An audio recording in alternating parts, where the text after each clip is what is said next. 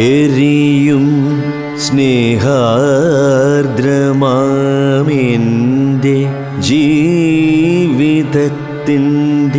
തിരിയിൽ ജ്വലിക്കട്ടെ.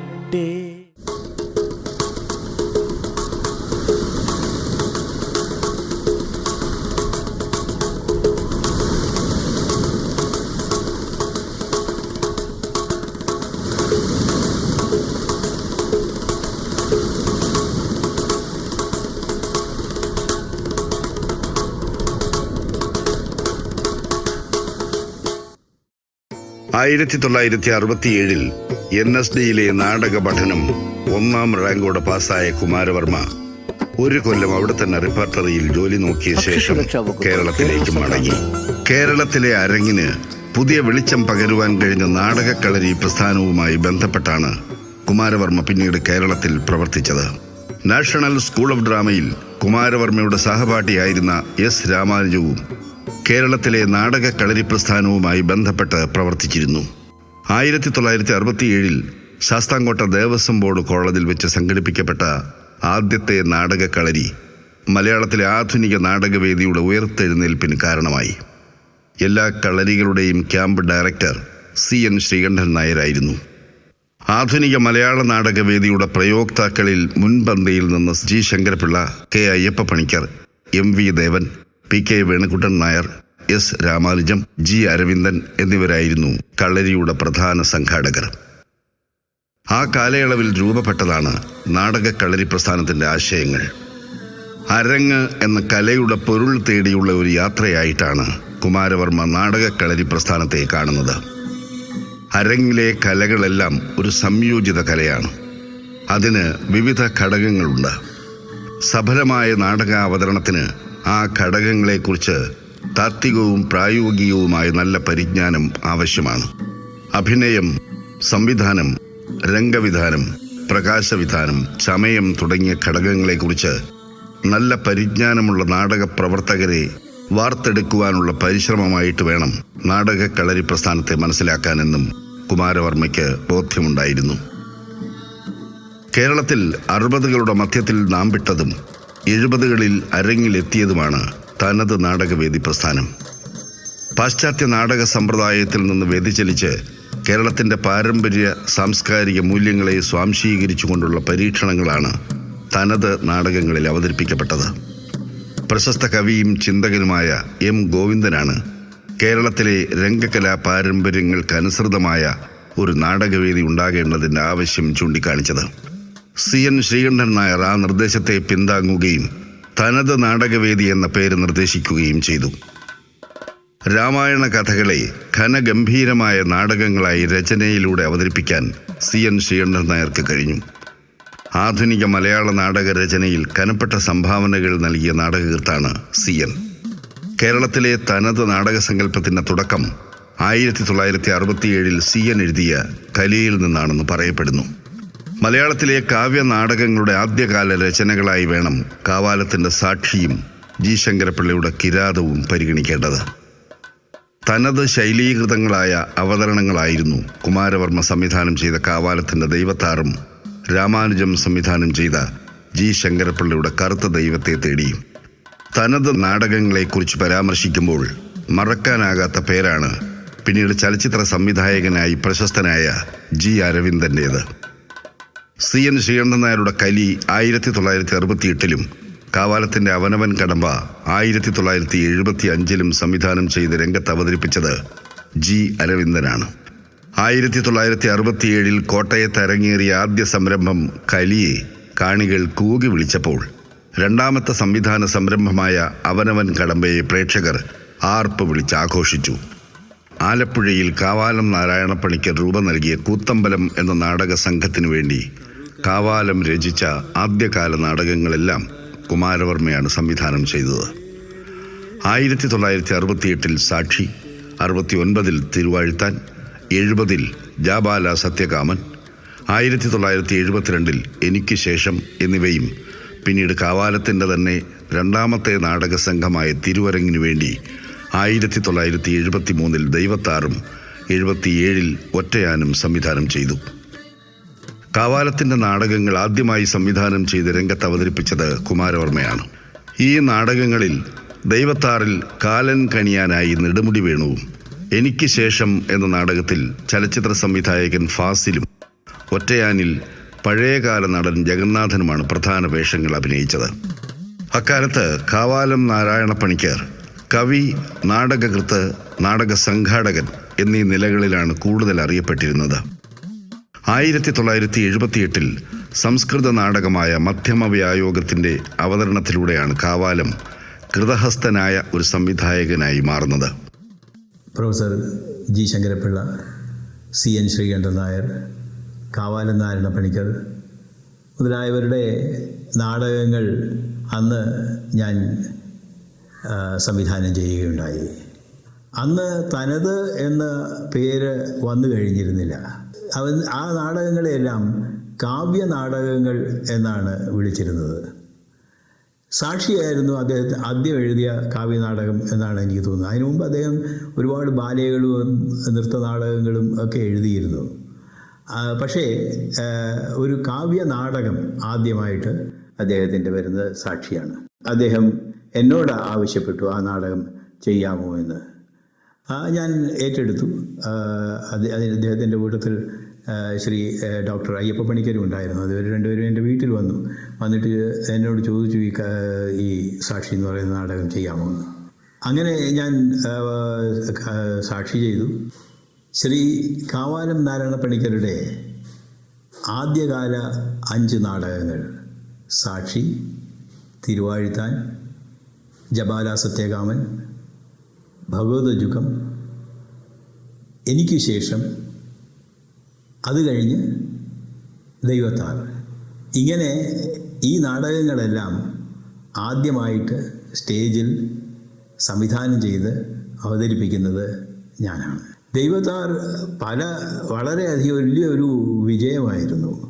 ദൈവത്താറിന് ശേഷം ആണ് ഞാൻ ചണ്ഡീഗറിലേക്ക് പോകുന്നത്.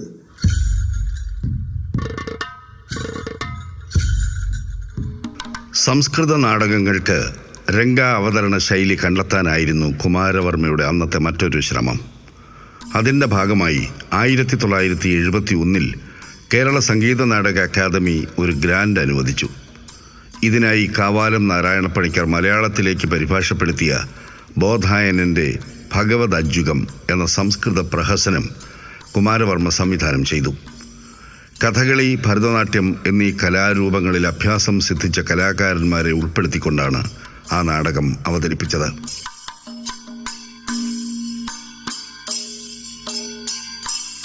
നാട്യശാസ്ത്രത്തെ ആധാരമാക്കിക്കൊണ്ട് സംസ്കൃത നാടകങ്ങൾ അവതരിപ്പിക്കുവാനുള്ള ഒരു നൂതന ശൈലി കണ്ടെത്താനുള്ള ശ്രമമായി അത് വിലയിരുത്തപ്പെടുന്നു. സുദീർഘമായ തൻ്റെ നാടക ജീവിതത്തിൽ 4 സംസ്കൃത നാടകങ്ങളാണ് വർമ്മ സംവിധാനം ചെയ്ത് രംഗത്ത് അവതരിപ്പിച്ചത്. മത്തവിലാസം, ഊരുഭംഗം, ശാകുന്തളം എന്നീ 3 അവതരണങ്ങൾ സംസ്കൃതത്തിൽ നിന്നുള്ള ഹിന്ദി പരിഭാഷയിലൂടെയാണ് രംഗത്ത് അവതരിപ്പിച്ചത്. ഭഗവത് അജ്ജുകമാകട്ടെ മലയാളത്തിലും. ഇവയിൽ ഏറ്റവും ശ്രദ്ധേയം മത്തവിലാസമാണ്. സംസ്കൃത നാടകങ്ങളുടെ ഈ അരങ്ങിലേക്ക് ഇദ്ദേഹം മലയാളിയുടെ പാരമ്പര്യത്തിലും നാട്ടുവഴക്കങ്ങളിലും നിറഞ്ഞു നിൽക്കുന്ന സൗന്ദര്യശാസ്ത്രത്തെ പ്രത്യാനയിക്കുകയായിരുന്നു. സംസ്കൃത നാടകങ്ങളിൽ പ്രൊഫസർ കുമാരവർമ്മ നിലവിലുള്ള വഴികളെയും ധാരകളെയും വഴക്കങ്ങളെയും തകിടം മറിച്ചുള്ള ഗംഭീര അവതരണങ്ങളാണ് നടത്തിയത്. കാവാലത്തിൻ്റെ നാടകങ്ങൾ സംവിധാനം ചെയ്യവേ ആരംഭിച്ചതാണ് കുമാരവർമ്മയ്ക്ക് പത്മനാഭനുമായുള്ള സൗഹൃദം.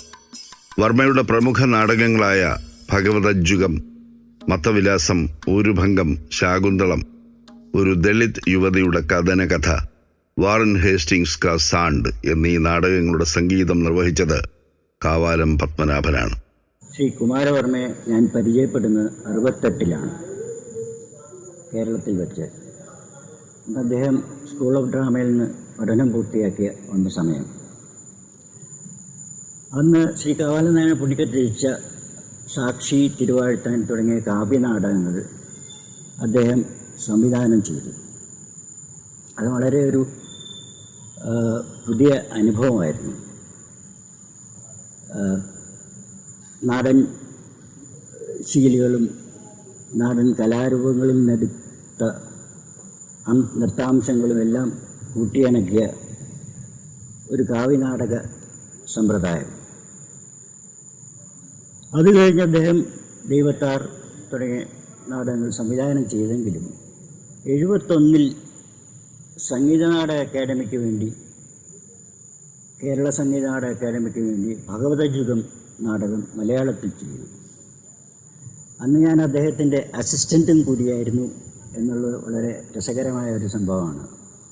വാദ്യങ്ങൾ കൈകാര്യം ചെയ്യുന്നതിനോടൊപ്പം അതെനിക്ക് വളരെ അനുഭവങ്ങൾ പകർന്നു തന്നു. സംവിധായകൻ്റെ സ്ഥാനം എന്താണെന്നുള്ളത് ആദ്യമായി ഞാനും മനസ്സിലാക്കിയത് അക്കാലത്താണ്. സംഗീതം ചെയ്യുമ്പോൾ എൻജോയ് ചെയ്ത് ചെയ്യാൻ പറ്റുന്ന അപൂർവം ചില സംവിധായകരിൽ ഒരാളാണ് ശ്രീ കുമാരവർമ്മ. നാടൻ ശീലുകളിൽ നിന്നും നൃത്യങ്ങളിൽ നിന്നും നാടൻ കലാരൂപങ്ങളിൽ നിന്നുമെല്ലാം ഉരുത്തിരിഞ്ഞു വന്ന നാടകം എന്ന കലയെ അതിൻ്റെ വേരുകളിലേക്ക് മടക്കിക്കൊണ്ടുപോവുകയായിരുന്നു ശ്രീ കുമാരവർമ്മ. മലയാള നാടകവേദിയിൽ കാവ്യനാടക സങ്കല്പത്തെ ഏറ്റവും ഭംഗിയായും സമഗ്രമായും അവതരിപ്പിച്ച സംവിധായകൻ. രംഗത്ത് ഒരു നടൻ എന്തായിരിക്കണം, എങ്ങനെയായിരിക്കണം എന്ന് കൃത്യമായ ബോധമുണ്ടായിരുന്ന സംവിധായകൻ.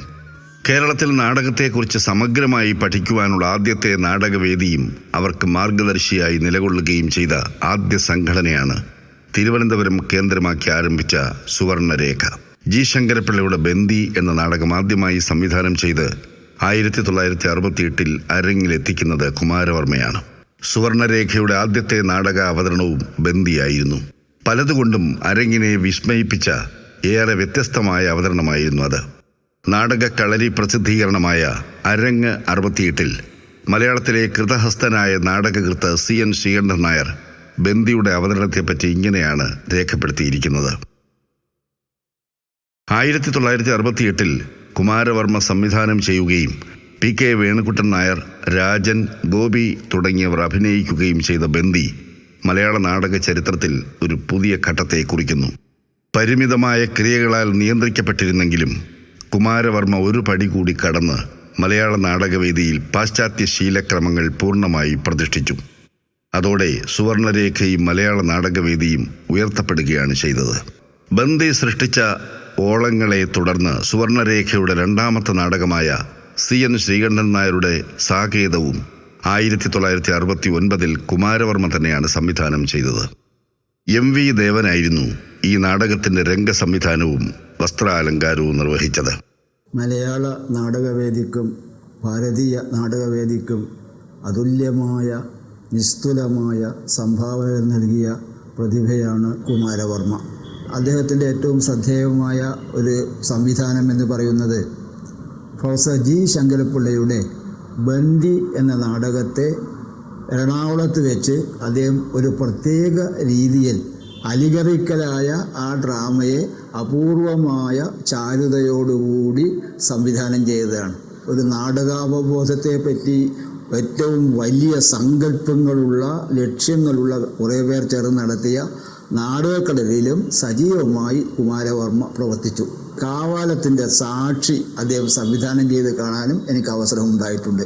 അപൂർവ പ്രതിഭയായിരുന്ന CN ശ്രീകണ്ഠൻ നായരുടെ സാകേതം പ്രൊഫസർ കുമാരവർമ്മ ഡയറക്റ്റ് ചെയ്തതും ഏറ്റവും നല്ല രീതിയിലായിരുന്നു. പിന്നീട് സ്കൂൾ ഓഫ് ഡ്രാമയുടെ ഡയറക്ടറായി വന്ന കാലത്തും നാടകത്തിനും നാടകവേദിക്കും അദ്ദേഹം വലിയ സംഭാവന നൽകി.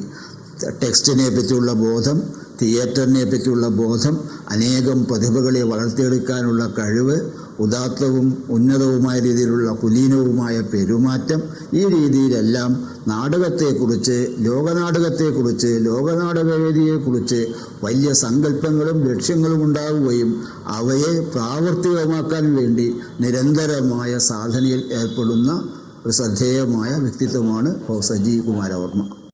നാടകക്കളരികൾ ഒരു സംഘടനയല്ല, സ്ഥാപനമല്ല, ഒരു അന്വേഷണമാണെന്ന് G ശങ്കരപ്പിള്ള പറഞ്ഞു.